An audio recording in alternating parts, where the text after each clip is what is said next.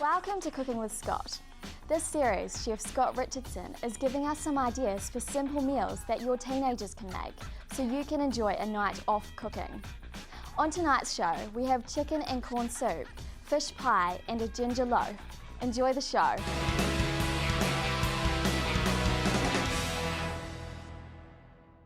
Hi, Scott here again in the kitchen. Today we're going to be making a classic chicken and corn soup, but not the actual Chinese variety, which has a lot of egg white mixed through the mixture. This is sort of a Kiwi creamy chicken and corn soup. So what I need to do first is get our base going. So in my pot, which I've got on a high heat, I'm going to melt around about 4 tablespoons of butter. So what we're actually doing is creating a wee bit of a roux or a sauce base that we're actually going to then put our other ingredients into. So we just want to get that butter melted down. Now we're also going to cook our onions in this butter before we add our flour. So sometimes when you're melting butter and you're going to fry, I just add a little dribble of oil, which is actually going to help stop it actually burning. Now while that's melting, the rest of our ingredients are here. I've got the same quantity of flour. So I've got 4 tablespoons of butter, so I need 4 tablespoons of flour. I've got around about half an onion, which I've just sliced. You could dice it, just chopped up in some form. I've got a can of creamed corn. I've got 2 cups of milk, and I've got basically a smallish chicken breast, which I've just roasted off in the oven. You could boil it, you could steam it, but you basically want to have a cooked chicken piece. Doesn't even have to be chicken breast. It could actually be some chicken thighs. So while my butter's melting, I'm just going to put this onto my board, and I actually just want to chop this down smaller. I'm not going to dice it, I'm just going to cut it into sort of long, thin pieces. You could shred it if you wanted to as well. So we'll just pop back to our butter mixture. So in goes our onion, and I just want to saute that off in that butter. Now there's quite a bit of butter, so it's not as though you're frying the onion, but it's just actually helping to soften down that onion. So as the soup starts to cook, the onion's going to cook as well. So it just gives it a bit of a head start. Now if you didn't like or want to put the chicken in, you could make it a corn and bacon soup. So you could actually put some bacon in. I'd put the bacon in at this stage and fry the bacon with the onions. So I can see that that's just started to, onion has just started to soften down nicely. So we're going to add our flour. So this is creating our start of our roux, where we've got a mixture of fat and flour, and that's going to help thicken up our soup.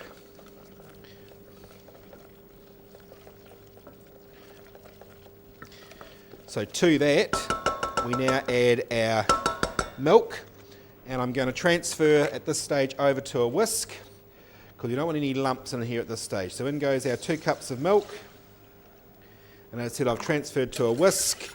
So I'm going to whisk that milk in. So it's just like making a white sauce. But in this case, we've already got our onions in there.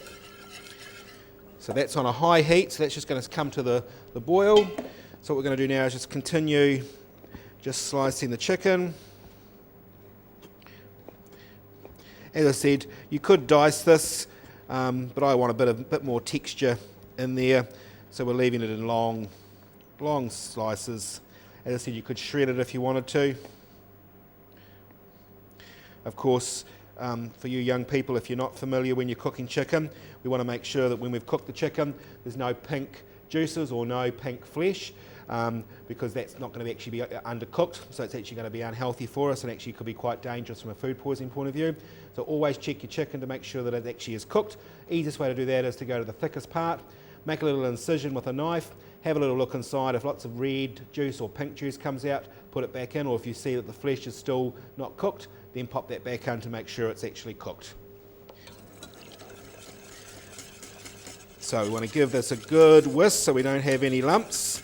And just in that short time, this is actually thickened up. So I don't know if the camera can get a shot of that, but that's now come up to a nice consistency.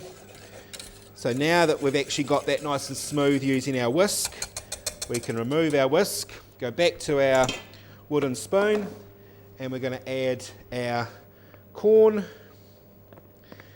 And of course that's going to thicken it up as well. And then we're going to add our chicken, because all we're doing to those two ingredients, the chicken is already cooked, the corn is already cooked.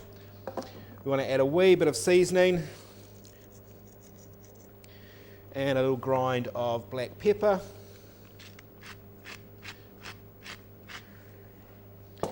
And then we can start incorporating those ingredients in.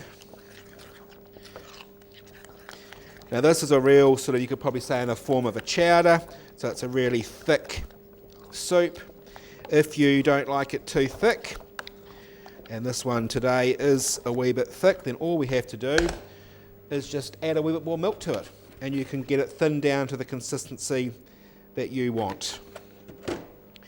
You don't have to use milk, you could just use water, because you've already got that milk in there. And if you were going to be really a wee bit decadent, shall we say, and really finish it off nice, you could actually even add some cream to it. But I would just add the cream just at the end and just stir that in. So we want to make sure this comes back up to the heat. And I'm just going to add a little tad more milk. Bring our plate over.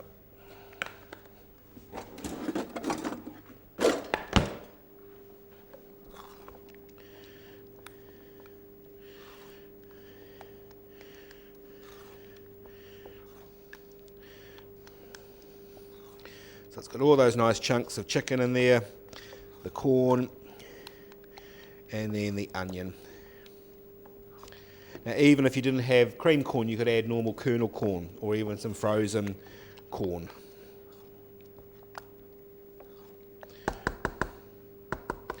Right, that's just come to the heat. So we've got our service bowl here ready to go.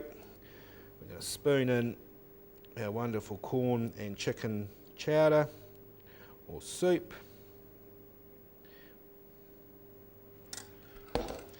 And then just a nice little sprinkle of some chopped parsley just on top to finish.